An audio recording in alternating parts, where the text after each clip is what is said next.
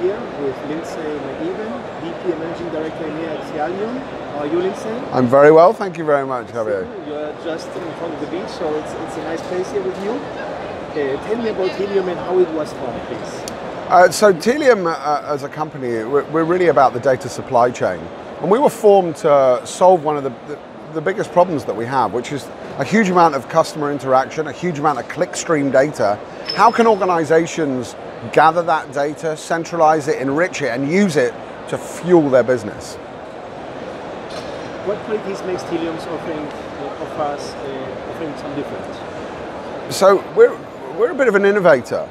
If you look at our original founders, our founders ran Website Story. It was a company that invented the Java tag. So the Java tag was all about creating an infrastructure to get a normalized data platform right across the collection point. So across all of our all of the various different devices that organizations use, and we can collect that data. We can collect it in real time. We can centralize and enrich it. And as I said before, we can use that to fuel business. I don't think any organization has the independence that we have. We call ourselves vendor agnostic. We're here to help organizations pull all these great companies together from DMEXCO, get all their data in a singular point, and allow organizations to use that to really power how they deal with consumers. Okay. What is the importance of correct data management in a company?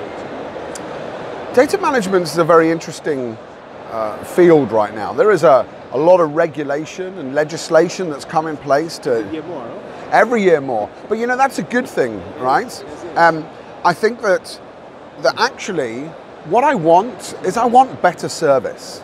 As a consumer myself, I want goods and products that are appropriate to what I want. I don't want to be dealt with as a faceless individual. And I think that if organizations can really get together and collect data in a safe manner, curate it inside their organization in a way that is effective, is safe, is compliant with regulation, I think I become more trusted in organizations. And it's an interesting world, right? You know, we have GDPR and e-privacy coming next year, which I'm very interested about. And we're really kind of focused on why I should get personalized emails. But we're in a world where Google puts a speaker in your front room, where they continually track you, despite my request not to track me. So there is a huge juxtaposition in the market right now, which is how do I get it, how do I curate it, and how can I use legislation to give me more of a trusted relationship with my consumers? How has the sector changed since the GDPR implementation? What are you seeing in the industry in terms of hiring, especially for this we're speaking about? I think what I see is I'm really glad that the hype was just hype. Okay. I'm really glad that the nightmare situation that was played to me time and time again before we got to GDPR, where organizations were talking about a drop in trackable events up to 80%. Actually, that hasn't happened. What's happened is it's forced organizations to look at the way in which they track data. It's forced organizations to look at the way in which they store data, and it's forced organizations to build a new relationship with consumers as to how they produce data and how they use it. It's a good thing. It's a good thing. As we head into the fourth industrial revolution, data capturing, control of data, and curation of data, it's very important that we have legislation around that. But a lot of users, they say we get the same spam as every time. No, it's no difference. So this not everybody is happy about the legislation. The users not, some companies also not. No, it's that's the challenge that we have, right? You know, we slowly get towards personalization. We slowly look at a way in which people can feel more comfortable about how companies use their data. It's not a perfect world, I understand. But if you want faceless communications that address you in a way that's not personalized, that's not specific to you as a user, there's the world we're in. I worry about e-privacy and GDPR taking the ability to address individuals as individuals instead of going back to the 80s where we addressed everybody as genderless, faceless, specific non-personalized communications. And I worry that GDPR may force that. And I definitely worry that e-privacy will take some of the sting out of the marketer's tail. How will big data affect the future of the customer service experience? What do you think? Hey, listen, 23 billion connected devices worldwide. I wear a Garmin. Everybody wears a Fitbit or a Garmin. We have a plethora of devices communicating around my exercise routine, how much I sleep, how much I work, how hard I work, my heart rate. I think that when we start to get into the automation that will come in the next few years, I think how we get that data, how we store that data, and how people use that, that's really going to be the key to the next industrial revolution. Very important. How is digital transformation shaping the industry? How is digital transformation shaping the industry? What do you think? You know, Jack Welch said it in his last book. He believes that 50% of the businesses that operate today will be out of business in 10 years because of their inability to transform to a digital business. I think it's important. It's how we interact. I'm not a relevant age group anymore. The rate, yeah, absolutely. You know, the millennials and absolutely the millennials and the centennials who are coming along. They really want to interact with brands in a totally different way than we have in the past. Think about our shopping experience. Think about how much of the funnel has changed from in-store to research. When I used to go and buy a TV, I would walk into a shop and the sales guy or sales lady would sell me the best TV they got paid on. Think about how that transaction has changed.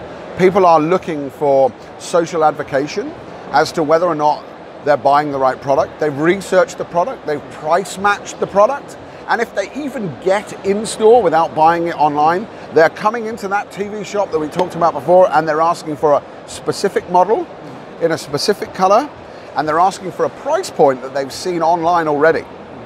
Digital transformation is the key to engaging the next generation of people. And what do you think, what does mobile bring to data? Mobile.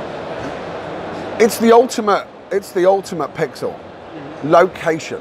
Location, I believe, is the ultimate way to stitch product and people together. We complain that there is too much invasive technology within the mobile world, but think about it. If I could get a relevant offer pushed to me as I walk past the store, I might start off to think that that's a little bit creepy and a little bit too much personalization. But what I really want is I want an automation line. I call it the automation line. It's at what stage is it useful for me to be pushed products? I should never have to buy milk. You should never have to buy eggs or bread. Eggs, milk and bread should always be served based on your usage of the product. When I'm down to 2 eggs, I should get more eggs. When I run out of milk, I should get more milk. It should be delivered, it should be predictive, and it should be automated. And I think the mobile world is really fit to expand. People now use their mobile phones for something other than making telephone calls. Like now filming. Like filming, yes. It's an example. What is a customer data platform, CDP? If you can explain this. Why do companies want to be seen to be offering a CDP? Why is it so important? You know, the consumer is the power in business now. And it's not just about marketing. It's the ability for organizations to react to what their consumers want, to ingest data in the way in which their consumers want it ingested. And a customer data platform is not just about looking at data. We've spent all of our lives talking about a 360-degree view of customer data. I've been in this industry for 25 years, and we've been talking about it for 25 years. A customer data platform is more than just a view. A customer data platform is the ability to look at a customer, enrich a profile of a customer, serve them content, but more importantly, use that centralized profile to push into the applications that exist within my organization. That's the way in which a CDP differs from our CRM platform that we talked about for 25 years. It's not enough to just look at the data. We have to use the data. We have to use it in real time to increase the experience that we have with those consumers. Okay. How can we improve customer trust in the sector? No, it's a problem, no? The customer trust. All the big data, all these things that people don't know what you're doing with my data, tracking them. So how we can give them more trust, no? That they are more... You know what? It's an interesting juxtaposition. Trust. Trust is an interesting word. I think trust is earned. I don't think trust is given. And I think trust is a bit misplaced in the world of data. This whole industry that you look around, DMEXCO, the whole industry is based on something that's free. Customer data is free. It doesn't cost anything to get customer data. Yet organizations have built trillions of dollars worth of business around a free asset. In order to get trust, it's about an iterative offering of value. We call it a value exchange. I will get trust in you and your brand if you give me something of value to consume. Trust is earned. And the only way you can earn trust is through the provision of value. It's a Google model, no? I give you everything, Google Maps, Google this, cool kinda, but you give me your data. Trust and provision of service. Yes, yes. How can we make artificial intelligence better and more user-friendly for consumers? Does ethics need to be considered when building artificial intelligence? No? The problem with the ethics and how to make it more useful. What do you think? I'm very worried about artificial intelligence. I'm very worried about the fourth industrial revolution because it's different from all of the other industrial revolutions. The last three industrial revolutions that we've seen, they affected us as workers in the workplace. AI will not affect us as workers in the workplace. It will take, they estimate that over 800 million jobs will be taken up by automation by 2030. So it's not going to happen to us as workers, it's going to happen to us as consumers. And guess what? We're not actually a very nice race. We have a checkered history full of a huge amount of legislation that's been put in place to manage what happened in the other industrial revolutions. Labor laws, the ability to treat people fairly in the workplace, health and safety. These are all legislation that was built to help the worker in the workplace. AI concerns me. How much opportunity is there for an algorithm to be racist, to be sexist? What body is going to overlook the creation of algorithms? Automation in cars. At what stage does the car dodge the 4 children crossing the Pelican Crossing because it wants to save the 4 inhabitants to the car? This is a real big issue that governments need to look at very seriously. And we're already starting to see it. In Germany, they are building a working party to look at car automation. Universities are starting to talk about the ethics of algorithms. I think an ethical response towards AI is the most important thing we can do. Our history dictates that we're not a very nice race, and we should bear this in mind as we head towards AI. How is data used in the healthcare sector, Lindsay, and why is it important to use the data in this sector? Well, healthcare is a great opportunity. You know, we talked about these devices that we all wear, so I can be monitored 24 hours a day, and my GP can look at my heart rate, they can look at how much exercise I do, how sedentary I am, how much movement I use. But again, ethics is very important. Where do you draw the line on automation? Do I want my doctor talking to my health insurance provider and sharing data between the two? So my health insurance provider raises the cost of my health insurance because of the lifestyle I have. I'm not sure that's a good use of data. Do I want a pharmaceutical company offering me product based on my lifestyle and my interaction with a doctor? However, there is a lot of positive things that can be used within healthcare. A lot of monitoring, a lot of alerting. There's a huge amount of capability around ensuring that people are predictive in their healthcare. Because that's the difference. The age expectancy has increased because we are proactive with health, no longer reactive. People go to their GP, their doctor, on a regular cadence. They're going to talk about how they change their lifestyles, not just reacting to ailments. And I think healthcare is a huge way in which organizations can predict, manage, and look at the health of their consumers. Yesterday night we saw a new Apple Watch. No? The new Apple Watch, you can make you the EPG, no? To see how is your heart working every day, and also if you fall down, if something happens, it can call the ambulance. No? So this is a great use of IoT. It's a great use of connection. Yes, you see all these things. What do you think, Lindsay, about DMEXCO this year, no? 2018? How do events like DMEXCO contribute to the industry? You know, I love DMEXCO. Every year we're here, every year we get bigger, we spend more, because it's very different from any other conference worldwide, I think. I think that DMEXCO does not have rafts of students filling Hessian bags with goodies from stands. At DMEXCO, there are real buyers. There are people that are trying to solve problems in their business. There are people that are trying to be innovative as to how they deal with consumers. And it's one of the only conferences that I see worldwide where we really get adults who want to buy, who want to advance their business, not people who want to stuff their bags full of toys. So it's a big difference for other ones. And it's always the biggest, I think. There's not a bigger fair than this.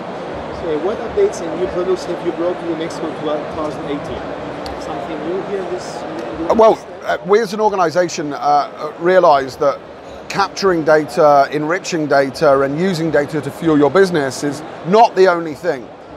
What we found is clickstream data is a very valuable source of information. It's very valuable as to how you interact with your consumers, right at the coalface. And this year, we're launching the ability to use that clickstream data, putting it into an S3 bucket, and allow you to visualize it with tools like Tableau. Getting the data, enriching that data, and using first-party data as a true, strong data source is a very valuable insight as to how your organization interacts with consumers. And this year, we hope to kill web analytics. And the last question, Lindsay, what are Tealium's objectives for the future? You know, we continue to grow, we continue to get better. Quite literally, we're a floor up from where we were last year. As we grow as a company, we really want consumers to understand that trusted advisor status that we get between organizations and their data. We really want to be at the forefront of allowing people to get data, curate data, enrich data, and use it to offer better experience. And I hope that we're here in 10 years continuing to do so. I hope it too, and wish you a very good fair and a lot of business today. Thank you.